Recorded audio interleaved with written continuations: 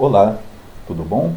Eu sou o Allan Kardec, membro da Associação Beneficente Espírita Bezerra de Menezes, situada na Estrada do Mato Alto, em Guaratiba. E estamos aqui para mais uma manhã de estudos doutrinário aqui da Sociedade Espírita Cristã Vinha de Luz. E hoje a gente vai falar do Evangelho segundo o Espiritismo, no seu capítulo 19, intitulado A Fé Transporta Montanhas, né? Vamos falar do item 1 a 5, o poder da fé. E antes de iniciarmos, né, a gente deixa aqui um abraço fraterno dos irmãos lá da nossa ABBM para todos aqui do Vinha de Luz e todos que estão nos assistindo. E vamos iniciar fazendo uma leitura do nosso Palavras do Coração, por Altivo Caricime Pampiro, Espírito Dr. Herman. A lição é a lição 10, intitulada A Tranquilidade da Fé. Bem-aventurados os aflitos, bem-aventurados aqueles que têm o ensejo de provar sua fé, sua firmeza, sua perseverança e sua submissão à vontade de Deus, pois eles terão centuplicadas a alegria que lhes falta na terra. Está em Allan Kardec, o Evangelho segundo o Espiritismo, capítulo 5, item 18. Almas amigas, almas boas, a vida é um constante lutar, dificuldades, tropeços, lutas sem par. Homem algum está isento delas. As lutas, as dores. Criatura alguma está longe delas. As lutas, as dores. Ninguém pode dela fugir. As lutas, as dores. Entretanto, para todos aqueles que conservam a fé no coração, a certeza do amor de Deus, existe um fato importante. A crença traz a paz. A paz propicia o entendimento e o entendimento facilita a comunicação entre os espíritos. Desse modo, para entendermos exatamente como estão aqueles que se foram para o além, é preciso que haja, de alguma sorte, o entendimento em nosso coração. Com gritos, com aflições, com desesperos, corta-se o laço que liga o nosso sentimento aos dos outros. Aprender a amar, a respeitar, a entender a Deus é o grande caminho que temos que trilhar. Assim dizem os Espíritos, para aqueles que perderam seus filhos, para aqueles que perderam seus entes amados. Quando a dor estiver grande, quando a luta for maior, não deixem de chorar. A lágrima é importante e bela, é compreensível nos momentos dolorosos. Mas a dor nunca pode ser um instrumento de inquietação. A dor bem vivida, a lágrima bem vertida, representa equilíbrio para a emoção do ser. Lembre-se disso. Sejam sempre cristãos. Sejam bons seres que vivem para pensar, que sentem, que choram, mas sempre com Jesus. Que Ele nos ajude e abençoe em nossos estudos e trabalhos espirituais. Que assim sejam. Dr. Herman, mensagem recebida em 2/5/1992.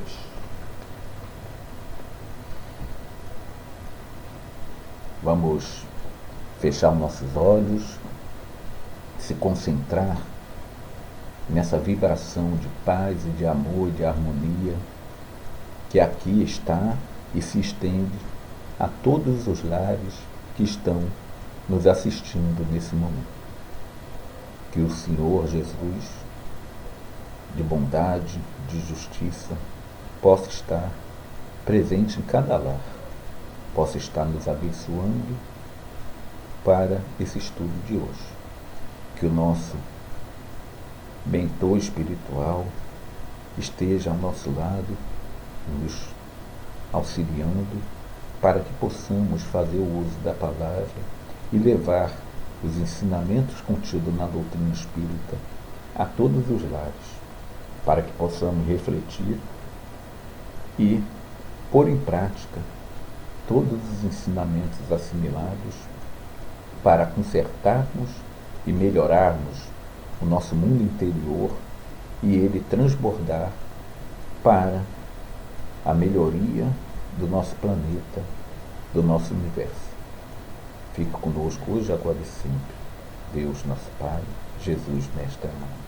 Que assim seja, graças a Deus. Então, irmãos, como a gente estava falando, a gente vai conversar um pouco a respeito do nosso Evangelho segundo o Espiritismo, no seu capítulo 19, que é o capítulo que fala da fé transportar montanhas, e nós vamos tratar aqui do item 1 a 5, o poder da fé. E para a gente iniciar o estudo de hoje, eu vou pedir licença aqui para ler uma passagem do Novo Testamento, que está em Mateus, no capítulo 17, do versículo 14 a 20. E diz assim: Quando Jesus veio até o povo, um homem se aproximou dele. Se lançou de joelhos aos seus pés. Ele disse: Senhor, tende piedade de meu filho que está lunático e sofre muito, porque ele cai frequentemente no fogo e frequentemente na água. Eu o apresentei aos vossos discípulos, mas não puderam curá-lo. E Jesus, logo abaixo, fala: Ó raça incrédula e depravada, até quando estarei convosco? Até quando vos sofrereis? E daí essa passagem continua, né? Jesus abençoa o garoto e a passagem diz que ele expulsa o demônio do filho, né, do homem que veio pedir intervenção, e daí Jesus consegue curá-lo, né? Essa passagem nos traz muito a refletir, muita coisa que podemos refletir acerca dela. Para iniciar, num sentido geral, a autoconfiança nos torna capaz de executar o que não acreditávamos sermos capazes de executar, né? Quando nós estamos movidos pela autoconfiança, nós fazemos coisas que até então não acreditávamos sermos capazes de fazer, né? E aí essa passagem, né, o homem primeiramente vai aos discípulos e não consegue êxito, porque os discípulos naquele momento não se acreditavam capazes de executar a tarefa que era curar o menino, né? Isso por quê? Porque culturalmente vivemos numa sociedade que está acostumada a receber, né? A esperar uma solução, que uma solução venha pronta e caia do céu, ou caia no seu colo, né? A gente está acostumado com essa sociedade que espera receber tudo, né? Tem até aquele ditado que diz: o venha a nós, o vosso reino nada. Então nós estamos acostumados a esperar que alguém faça, né? É assim na escola, né? Na escola a gente entra e, se a gente for pensar na questão da escola tradicional, o professor fala, o professor é detentor do conhecimento e o aluno recebe aquele conhecimento. O aluno silencia e recebe o conhecimento. Se a gente for pensar no cristianismo tradicional, nas igrejas, né, o padre, o pastor fala e o fiel recebe e acolhe aquele conhecimento. E a gente está acostumado com isso, né? vem de longas períodos, longa data, nós acostumarmos a receber, a não agir, né? E muitos querem fazer isso também quando adentram ao centro espírita, à doutrina espírita, né? Até por questões culturais, né? Muitos estão acostumados a receber. Quão poucos, né? Membros das casas espíritas querem ou se colocam à disposição para trabalhar voluntariamente em prol de uma causa. Se a gente for parar para refletir, poucos se colocam à disposição para um trabalho. E todo o trabalho dentro da casa espírita é sublime. Desde um varrer o salão, um limpar o banheiro, ao trabalho de um estudo doutrinário, a um trabalho de recepção das pessoas que chegam, né? E poucos se colocam à disposição para trabalhar, né? Muitos vão lá, querem sentar, receber um passe, tomar uma água magnetizada e sair se imaginando quite com as suas obrigações, tá? Como se a quantidade de vezes que entrasse num templo religioso fosse suficiente para dizer que estão quite para contigo, para com Deus, né? E aí, né, esse sentido dessa frase, né, dessa passagem, o sentido da frase, raça incrédula e depravada. Incrédula, todo mundo já sabe, que não acredita, que não tem crença. E como a gente falou no início, é uma questão de autoconfiança. Quando nós não acreditamos que somos capazes de fazer, daí vem uma baixa autoestima e vamos sempre delegar a função a outro. Se alguém nos procura, procura fulano de tal, que fulano de tal é bom, fulano de tal vai resolver isso. Se alguém quer uma prece, eu conheço fulano que faz uma prece que é uma maravilha, ele vai rezar você e você vai ficar bom. Então a questão da autoestima, né? E a gente acaba delegando a função para o outro, ao invés de nós nos sentirmos preparados para determinada função. Por isso que Jesus fala raça incrédula e depravada. O sentido da palavra depravada não é o sentido da palavra depravada que conhecemos hoje, né?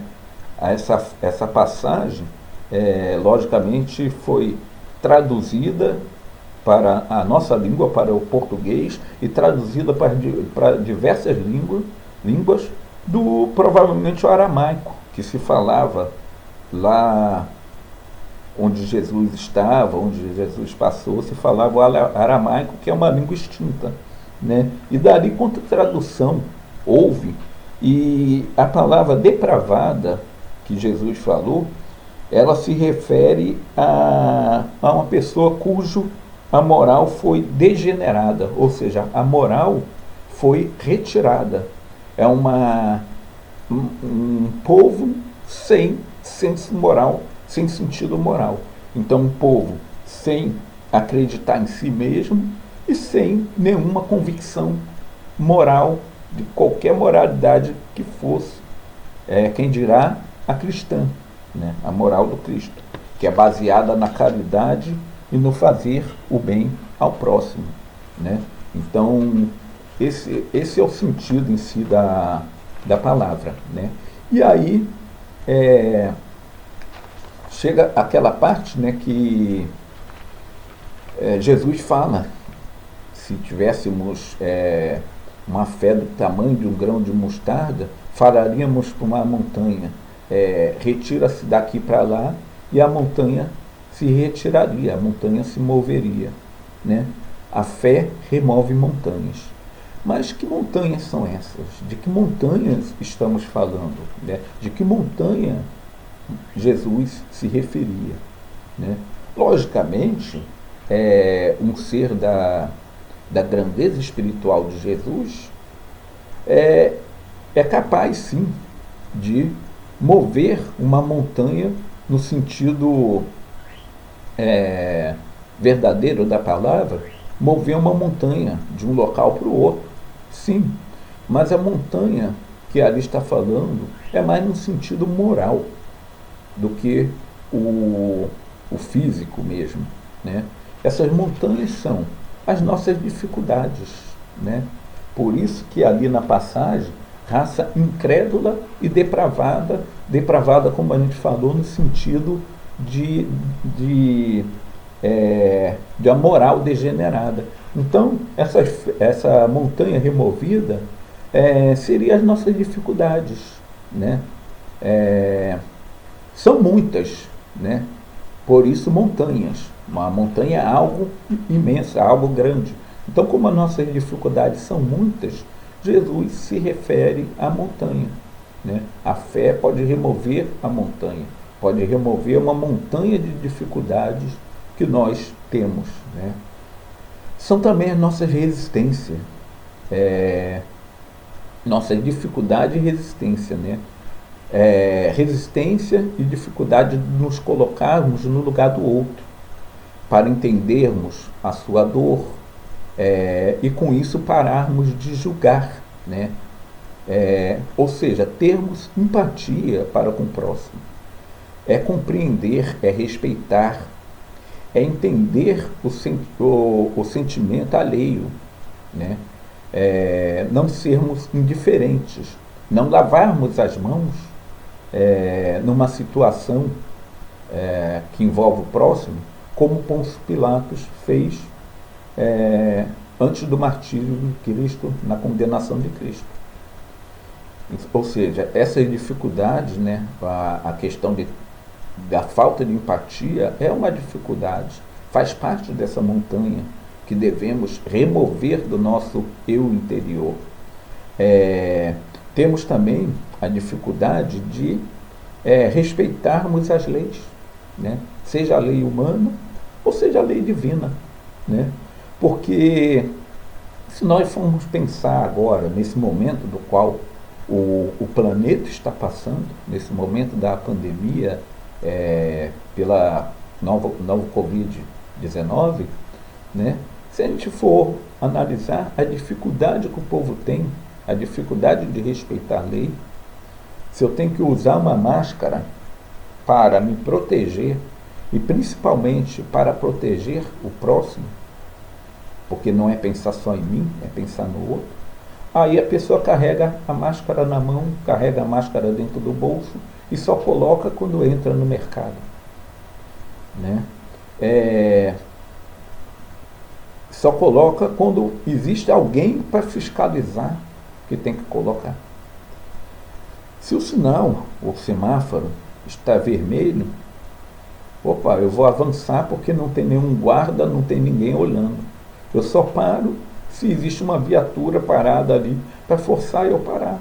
Ou se existe uma câmera apontada para mim que força eu parar, do contrário eu tenho que pagar multa, né? O cinto de segurança é outra forma de mostrar essa dificuldade que a pessoa tem de respeitar a lei, né?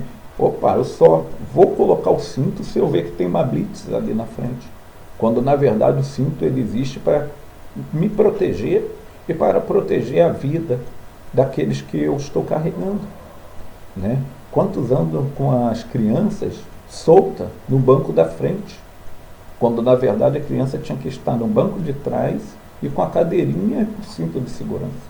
Então a gente tem essa dificuldade de respeitar a lei humana, quem dirá a divina.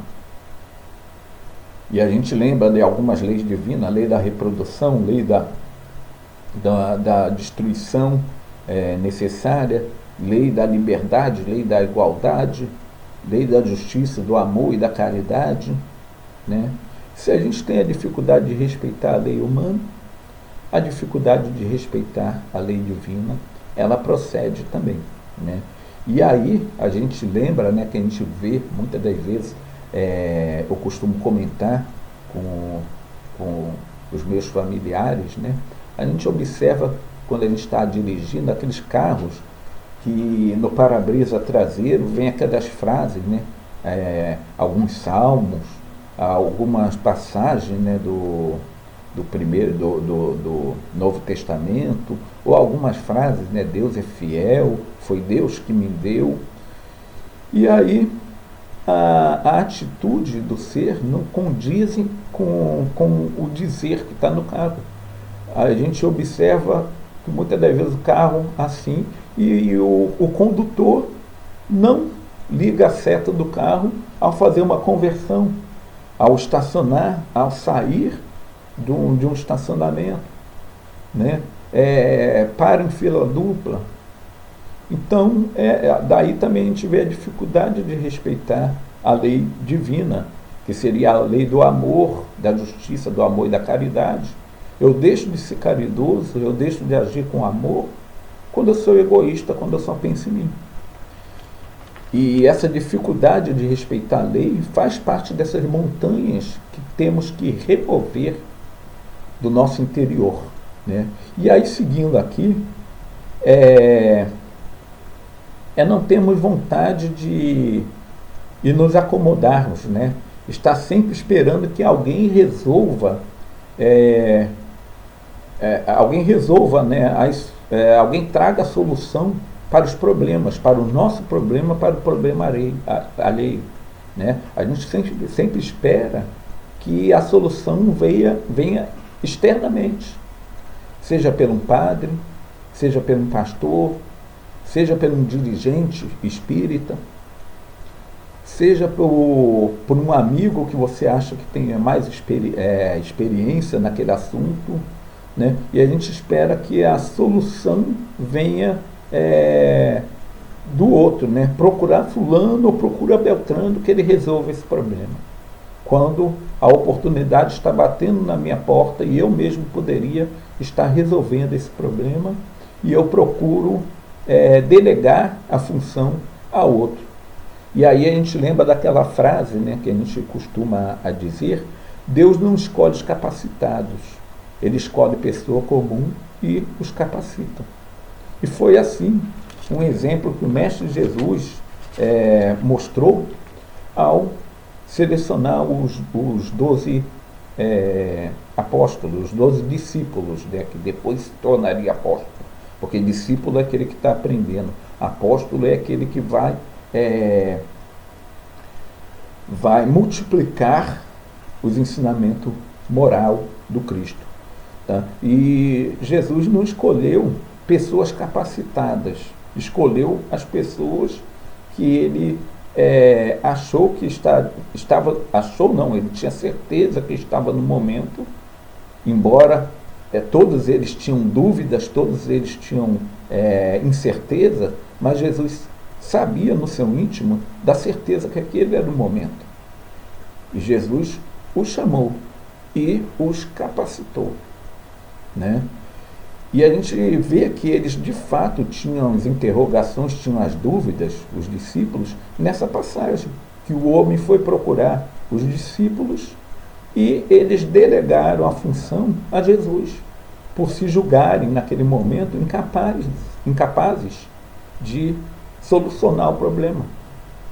E a gente vai ver mais adiante, já pós o martírio de Cristo, que Pedro e João, principalmente esses dois, né, deram prosseguimento ao trabalho do Cristo, através da Casa do Caminho, através da igreja primitiva, fazendo a caridade a todos aqueles que precisavam e levando a palavra de consolo e de amor a todos eles. Então, eles, naquele momento, já não tinham mais o Cristo entre eles encarnado. E caberiam a eles seguir a tarefa adiante. E aí a gente lembra dessa passagem, trazendo para o nosso dia de hoje. Muitas das vezes a gente deixa também de fazer, acreditando que o outro vai fazer. Tem o trabalho da evangelização na casa, não, eu não estou preparado.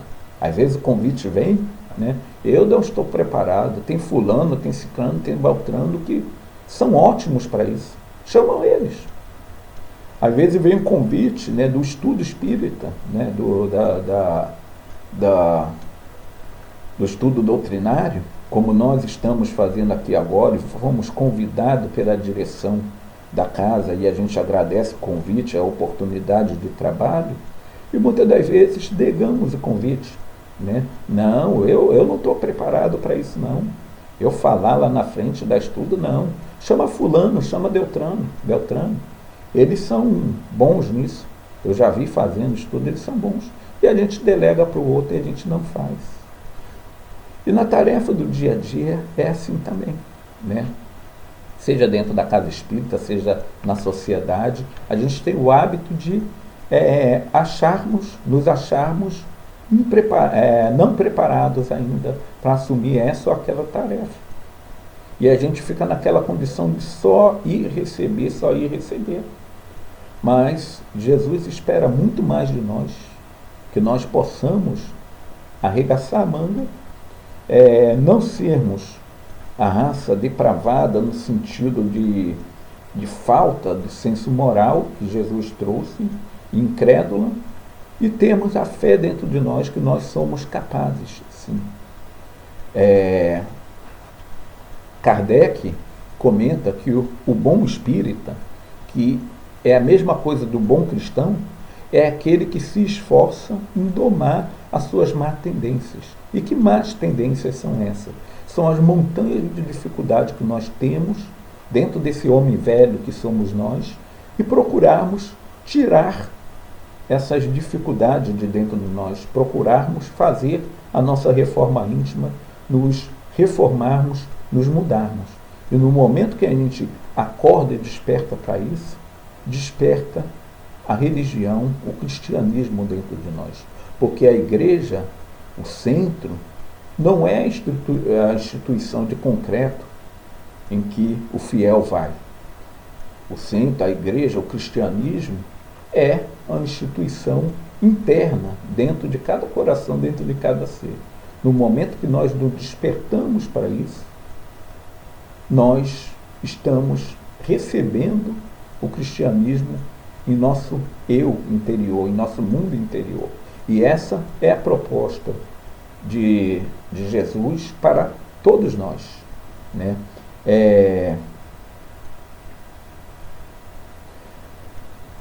Como eu falei, acredito, estou aqui ministrando esse estudo a convite da direção da casa, né? O trabalho não é meu, o trabalho é de Deus, coordenado pelo Mestre Jesus. Nós apenas somos multiplicadores. E no momento que estamos sendo multiplicadores, estamos sendo também apóstolos, né? Como os 12, que eram muito mais que 12, né? Foram discípulos, aprendizes, para se tornar apóstolos. E nós também estamos aprendizes, e no momento que aceitamos o trabalho, começamos a estudar, começamos a multiplicar a mensagem cristã, começamos a nos modificarmos também, enquanto espírito que somos, né? Várias tarefas podemos fazer, né? Levar a palavra de consolo aos corações aflitos, como estamos fazendo, né? Oferecer o ouvido àquele que precisa de falar, principalmente nesse momento conturbado ao qual estamos passando, oferecer o ombro amigo àquele que precisa de chorar, dar água aos que têm sede, dar o alimento aos que têm fome. E esse alimento pode ser no sentido geral da palavra, pode ser no sentido figurado, o alimento espiritual também. A palavra amiga, a palavra que consola, que conforta, né? A fé, ela transporta ainda os diversos preconceitos, né? Temos muito preconceito dentro de nós, né? Todo político é corrupto. Será que não existe político honesto? Né? Claro que existe, mas nós, com o nosso preconceito, achamos que todos são corruptos, né? Toda mulher incapaz de coordenar e dirigir uma grande empresa, né? Se a gente pensar na nossa cultura, tivemos uma mulher no maior cargo do país, apenas uma, né? Eu lembro também que num dos maiores clubes, no maior clube do país, que é o Flamengo, uma mulher dirigiu o clube, né? E aí, foi uma surpresa naquele momento. Então temos esse preconceito ainda que grandes instituições, só o homem pode dirigir, a mulher não. O deficiente é um pobre coitado. Olha outro preconceito que temos aí. Ninguém é pobre coitado.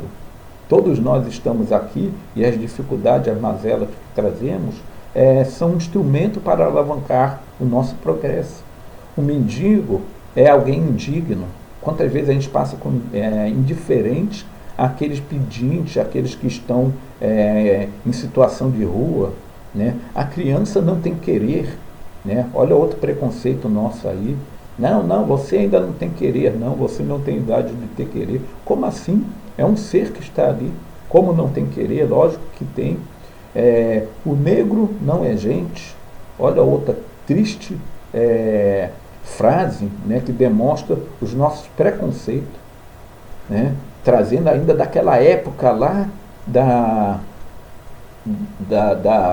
do século XIX, ainda no século XVIII, XIX, quando existia a escravidão, e muitos consideravam o negro um ser à parte, inclusive desalmado. E nós sabemos que não é assim, somos todos espírito em evolução.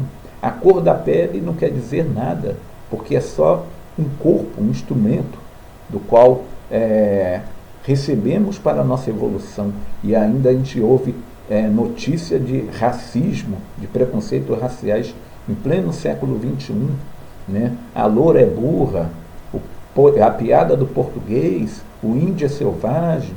Olha quantas frases preconceituosas temos.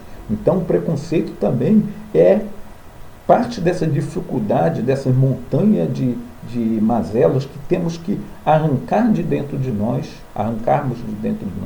para que possamos evoluir enquanto espírita, né? O senso moral, o interesse material acima do espiritual é outra montanha de dificuldade também que temos que tirar, né? Hoje não dá mais, não dá. A gente tem costume de dizer, né? Hoje não dá, hoje tem o jogo. Amanhã não dá, pois estarei ocupado. E a gente sempre inventando desculpa para não agirmos no bem, para não fazermos a caridade, que é o princípio da moral do Cristo. E a gente coloca o interesse material acima do interesse espiritual, da mudança, da nossa reforma íntima, né? E aí a questão da cegueira, do orgulho, do egoísmo, que faz com que nós não tenhamos essa fé robusta dessa passagem, né, que Jesus nos ensina, que todos nós somos capazes, basta querermos nos modificar, que no momento que nós tivermos a fé, uma fezinha que seja do tamanho de um grão de mostarda, seremos sim capazes de transportar montanhas, essas montanhas de dificuldade que temos dentro de cada um de nós. E por fim, para a gente terminar o nosso bate-papo dessa manhã, Jesus expulsou o demônio do garoto, como diz nessa passagem, de Mateus que a gente leu no início, e a gente para aqui para analisar, né, o que seria expulsar os demônios, né? O demônio que as demais religiões, né, denominações religiosas considera, seria esse ser mau, né? E nós na doutrina espírita sabemos sim que existe aquele espírito ainda que compraz em fazer o mal por não conhecer o bem, por não estar no momento de despertar para o bem, para o amor, para a moral cristã, e que ele não vai ser mal para sempre, ele apenas está no momento em que ele está cego para essas coisas, né?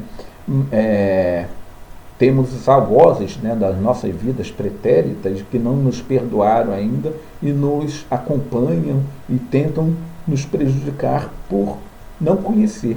Mas o expulsar o demônio que Jesus fala nessa passagem, podemos levar também para as nossas mazelas, para as nossas dificuldades. Esse é o verdadeiro demônio que nós temos que expulsar. As nossas mazelas, as nossas dificuldades, o nosso egoísmo, a nossa vaidade, o nosso apego material, a nossa dificuldade de respeitar a lei. Esse é o demônio que temos que expulsar de dentro de cada um de nós. O homem velho que insiste em habitarmos e não um ser exterior que vem a nos fazer mal. Mesmo porque esse ser ele só vai aparecer, ele só vai surgir se abrirmos portas para ele. E o que é abrir porta? É estarmos na mesma sintonia de vibração. Se a minha vibração está alta, tá, eu vou vibrar com os irmãozinhos do plano superior. Se a minha vibração está baixa, eu vou estar na mesma sintonia desses irmãozinhos que ainda compraz em fazer o mal. E aí, o verdadeiro demônio que temos que expulsar de dentro de cada um de nós é o nosso próprio eu, o nosso próprio homem velho que ainda insiste em delegar a função para o outro, achando não ser capaz e se apega às questões, como a gente falou, material. Muita paz a todos e que Jesus permaneça conosco. E nesse momento convidamos a todos a fazer a nossa oração de encerramento, dizendo assim: Jesus, nosso Mestre amado, Deus nosso Pai de absoluta bondade e justiça, agradecemos por essa oportunidade e pedimos que nos abençoe e que abençoe a todos aqui presentes para que possamos nos modificarmos a cada dia, sermos melhores, para fazer também desse mundo um mundo de paz, um mundo melhor, um mundo regenerado. Fica conosco hoje, agora e sempre. Que assim seja, graças a Deus.